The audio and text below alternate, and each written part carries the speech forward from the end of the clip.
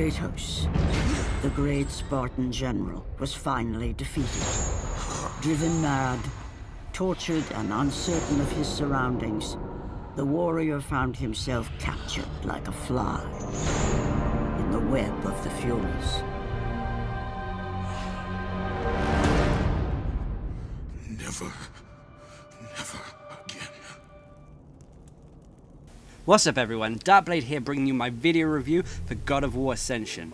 Developed by Santa Monica Studios and published by Sony Computer Entertainment, God of War Ascension was released between the 12th and 15th of March 2013 around the world. As with all the God of War series, God of War Ascension is for the PlayStation 3 only. God of War Ascension is the prequel to the entire God of War series. It tells the story of how Kratos goes about breaking his bond with the god Ares. For anyone who doesn't know what God of War Ascension or the God of War series is, it's basically a hack and slash action adventure game loosely based on Greek mythology. Players will again be stepping into the role of Kratos, the Spartan general and former servant of the gods. The storyline in God of War Ascension, like I said, is a prequel. It tells of the origins of how Kratos goes about breaking his bond to the god of war Ares. Kratos has just recently lost his wife and his child and has thus renounced the god of war. He has broken his blood oath with Ares.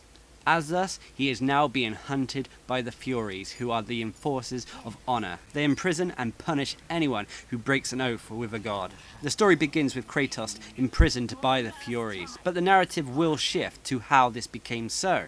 Every so often we'll flash back a few weeks to how Kratos became caught by the Furies. We'll see that the Furies are already affecting Kratos' mind, even before his imprisonment. We'll also see that the Oathkeeper Orcus is helping Kratos break the Furies' grasp, and ultimately end his blood oath with the god of war Ares. As the story goes on, it will twist and turn from time to time, especially revealing a certain plot, which I won't get into details to because it's a bit of a spoiler. Now, as this is a prequel to the God of War series, Kratos seems a little bit more remorseful and a little bit more human than he does in the final stages of the series. That being said, vengeance and rage seems to be the main motif of God of War Ascension, and this can be clearly seen in some of the facial expressions and the situations that Kratos gets himself into. The story will have Kratos traveling to various locations from Greek mythology, meeting with various Greek legends, fighting legions of monsters, and taking on some of the best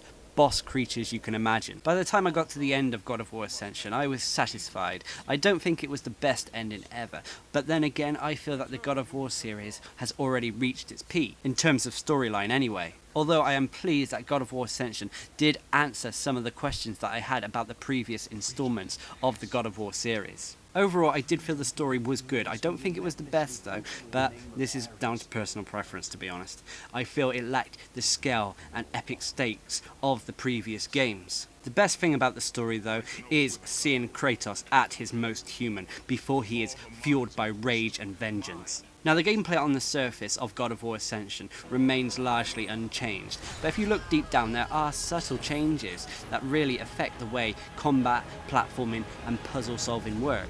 Combat still feels like God of War combat. You create combos to hack and slash your way through legions of enemies, whilst at the same time trying to defend yourself with block, parry and dodge mechanics. A change to the combat is that you're now able to pick up a secondary weapon. These secondary weapons are not permanent and they are temporary, but they allow you to create some truly unique combos. A good change to the God of War Ascension combat is that Kratos, because this is a prequel to the series, he will no longer get alternative permanent weapons. He will always have to use the Blades of Chaos. However, he will now have the opportunity to imbue them with various elements, courtesy of the gods of Olympus. This also is the key that allows Kratos to perform different types of magical attacks. Kratos now comes with a rage meter. Once this is filled up by attacking enemies and taking no damage, you will eventually be able to perform new and different attacks. The main appeal about getting your rage meter filled up is that your attacks will become stronger. Combat quicktime events have also undergone a little bit of a change in God of War Ascension.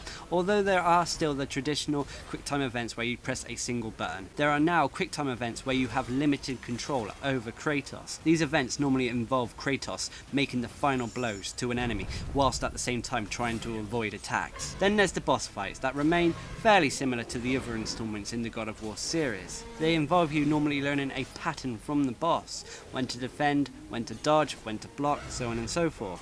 This, once it's learned, has to be followed up with your counter attack. Eventually the boss will weaken, and this will trigger a quick time event that normally ends in the boss's death. Out of combat, Kratos still seems to move like he did in the previous God of War games, although he seems to have got a lot better and a lot faster at climbing vertical surfaces. Kratos will still use his blades of chaos to traverse over the landscape by either sliding down, using them to steady himself, or by using them to swing across large chasms. The puzzle aspects of God of War Ascension are still as mind-boggling and clever as any of the other previous God of War games. In fact, there's some very interesting aspects. For example, you will eventually gain the ability to heal or decay certain parts of the environment. For example, Kratos may be able to heal a broken bridge, allowing him to cross to an area he couldn't normally get to. This new mechanic is very much welcome, and it really does help the puzzle side of the game. Finally, God of War Ascension sees a first in the God of War series, and that is multiplayer. The God of War Ascension multiplayer is basically a brawler, where up to 8 players either fight in teams or in a free-for-all situation in various game modes. There isn't much of a storyline behind the multiplayer. Basically, it involves a character who actually Kratos met in the single player, very briefly though, who is summoned to Mount Olympus to become a champion of the gods. Here is where you take over as the multiplayer character. You align yourself to one of the gods. You can either choose Ares, Zeus, Poseidon, or Hades. Aligning yourself with different gods will dictate what role your character will be. For example, if you align yourself with Ares, you will become a warrior, more proficient at physical attacks. If you align yourself with Zeus, you will become more of a mage type character. If you align yourself with Poseidon, you become a bit of a support character, able to heal your teammates. And finally, if you align yourself with Hades, you become a bit more of a rogue type assassin character. Anyway, the game modes are pretty straightforward. There's free-for-all, team deathmatch, conquest, basically the game modes you would find in any other multiplayer, except it's in a brawler environment. There is even a co-op mode that has you fighting waves of computer-controlled enemies. The gameplay in the multiplayer resembles that of the single player, although it does feel a little bit slower. This is probably most likely due to the weaponry that you're actually using in the multiplayer though. When you're in a match, you'll have access to special attacks thanks to L1 and square, L1 and triangle, each related to the weapon that you're using. You'll have access to magic, you'll have access to items, you can dodge, you can parry, which can possibly make this quite a calculated brawler. Unfortunately, like all fighting games, there is a chance of people who will simply button mash and still win.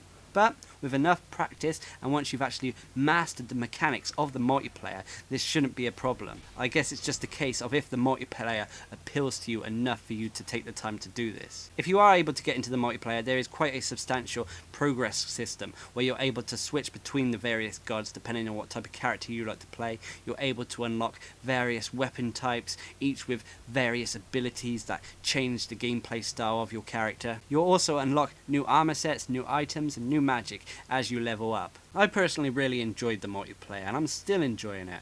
I feel it's quite a good and sort of unique multiplayer when compared to what's on the market today. The only criticisms I have about the multiplayer at the moment are that if you're on a team with less numbers on, for example if you're a team of 3 against a team of 4, there is absolutely no way you're going to win. But this is just me nitpicking over what is otherwise a good multiplayer in my eyes. I just hope it develops a community that lasts a long time. And I also hope that Santa Monica Studios supports the multiplayer like other companies have their multiplayers. As for God of War Ascension's graphics and sound, they are beautiful. It's one of the best looking games on the PlayStation 3. The lighting and textures are a prime example of what this generation of consoles can do. The amount of effort that the developers have put into making this game look good clearly shows, and it makes God of War Ascension a pleasure to play. On top of that, you have great sound design with a soundtrack that is fitting of any cinematic experience. Overall, I loved God of War Ascension, although I don't think it's the best God of War game out there. However, this is only in terms of storytelling, which at the end of the day comes down to personal taste. The story of God of War Ascension, I feel, could not match the epicness and the scale of God of War 2 and God of War 3's story. The story of God of War Ascension, though, is still decent. Now, what God of War Ascension does do is it perfects the gameplay. Almost perfects. I mean, the gameplay hasn't changed much, but why fix what isn't broken?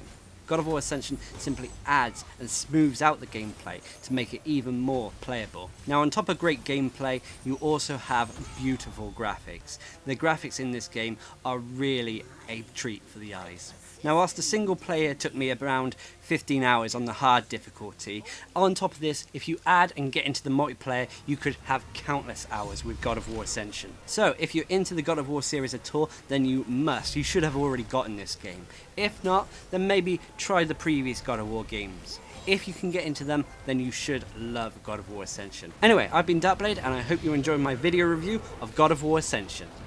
Remove him.